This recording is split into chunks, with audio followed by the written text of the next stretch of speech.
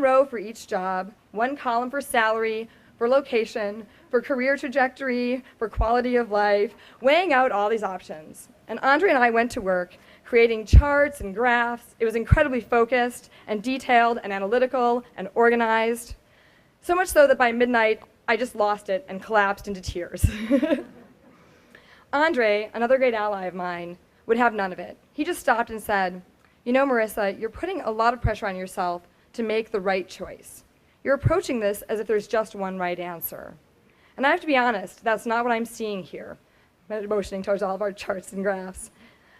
I think that you have a bunch of good options, and then there's the one that you'll pick and you'll make great.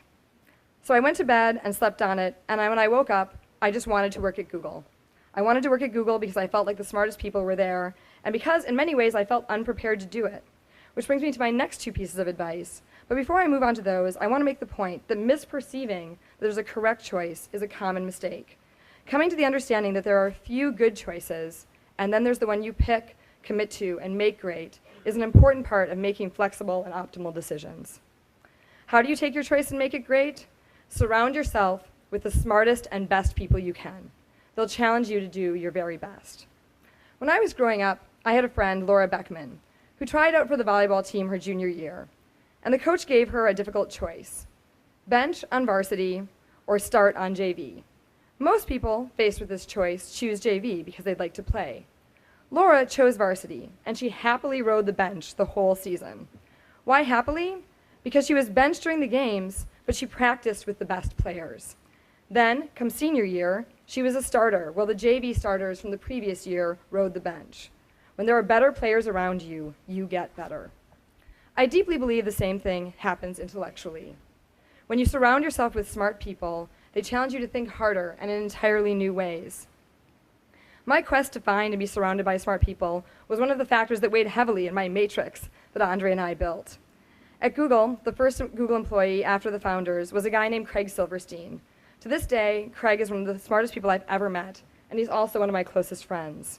When he interviewed me, we became so deeply embroiled in the calculation of the CPU and disk space required to take each search click as feedback into the relevance algorithm that I'd forgotten he'd given me an additional task of ending the interview promptly at 4 p.m. so he could move his car and avoid getting a ticket. We were in downtown Palo Alto with the Rose Zone, the Lilac Zone, the Lime Zone. You can't keep it all straight. Luckily, Craig didn't get a ticket, and he was willing to hire me anyway. I guess if the meter maid had been more diligent, my life may have turned out differently. But in the Laura Beckman analogy, Craig was varsity. And so were the company's founders, Larry Page and Sergey Brin. When I met them, they had just made a big transition from computer science PhD students who didn't shower, ate pizza for breakfast, rollerbladed in the hallway, and didn't have the manners to say they were sorry when they ran into you rollerblading in the hallway, to businessmen who didn't shower, ate pizza for breakfast, didn't have enough manners to say they were sorry when they ran into you in the hallway, but businessmen who also had a vision for how they wanted to change the world and how search could do it. I was very lucky to find Google and the smart people there, and I encourage each of you to find and surround yourself with the smartest people you can, be it in study groups or later in life for work. It's worth changing your plans to work with smarter people. Plus, they'll help you change your plans in more meaningful ways. My next piece of advice takes courage, because it's the essence of how to decide when to change your plans. Do things you aren't ready to do. This is probably the scariest piece of advice I'm giving you today, so I'll say it again. Do things you're not ready to do. My life has been shaped by 4 major decisions to do things I wasn't ready for. As a naive 18-year-old from Wisconsin, I moved 2,000 miles away from home to go to college. As a disheartened biology and chemistry major, I changed my major to symbolic systems when I could barely describe what it was. I moved to Zurich, Switzerland for a summer to do research, despite the fact that I didn't speak the language. And in 1999, when I was graduating with my master's, I chose to work at an unheard of 8-person startup with a ridiculous name. Each of these 4 decisions put me in entirely over my head, each in different ways, and the last one, the startup, particularly so. In 1999, the search engine market was fractured across about 12 different players. InfoSeek, Lycos, AltaVista. Most of these search engines were gone before you graduated from elementary school. But the basic gist was that in 1999, the world didn't need another search engine. Yet when I interviewed at Google, Larry and Sergey were determined that they could change the world through search and laid out a vision around how. At the end of the interview, Sergey handed me a business card that was printed with a dot matrix printer on the cardstock equivalent of typing paper, where if you could look at it closely enough, you could actually see the perforations where he had torn the cards apart himself, and told me to get back to him. I could already imagine being the brunt of all family reunion jokes when I was 40. Let's face it, the name of the company alone itself, Google, is a punchline. In the matrix Andre and I had developed to evaluate my options, I gave Google about a 2% chance of succeeding, which was about 100 times what I would give other startups I was looking at the time, but I still realized we would most likely fail. The turning point for me was when I realized I would learn more at Google trying to build a company, regardless of whether we failed or succeeded, than I would at any of the other companies I had offers from. Doing something you aren't ready to do isn't comfortable. For me, and I assume for many of you, it gives you that uneasy, upset feeling in your stomach. That sense that this time you may have gone too close to the edge. But in pushing through that discomfort, you'll learn a lot more about yourself. You'll learn that you can do something you couldn't, or you'll learn where your limits are. Either is valuable. It's important to push through that uneasiness, though, because in that moment of finding your courage, you really grow and you really reach. I'll say it again, do something you're not ready to do.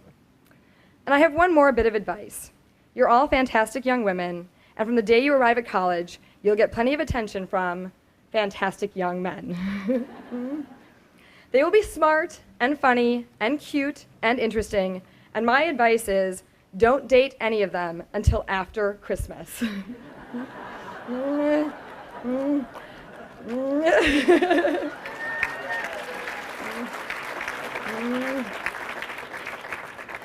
Parents, fathers especially, you can thank me afterward. Even though I know you really wanted me to say until after you graduate from college. But when I was a high school senior visiting colleges, I attended a dorm meeting. And this beautiful red-haired girl walked in and immediately chewed out the guy sitting next to me, and then she turned and walked out. And the guy turned to me and said, "Want some good advice? Don't date until after Christmas." He went on to say, look, it's your freshman year. You're busy defining yourself, your friendship circle in this new place. 2 weeks in, you meet someone sweet and wonderful. 2 weeks later, you realize that yes, they are sweet and wonderful, and you're sweet and wonderful, but you don't have anything in common. Now your month-old friends and his month-old friends end up hating each other for no good reason. Total nightmare. Anyone who's worth it will still be worth it in January. And then in January, when you return for winter term, I'm sorry, I'm running out of time. I have to admit, I'm a bit envious of all of you. It's been 16 years since I graduated from high school, 16 years full of really trying twists and turns, 16 years that were nothing like what I thought they would have been, where I was sitting where all of you are. But while they've been nothing like what I was so sure they would be, they've been so much better. So I encourage all of you to have your plans, but also know when to change them and when to discard them entirely. So my advice, one more time, Cliff Note style, find your passion, value allies over adorers, choose one of the good choices, and then make it great. Surround yourself with smart people. Do things you're not ready to do. And don't date this fall when you're at college until after Christmas.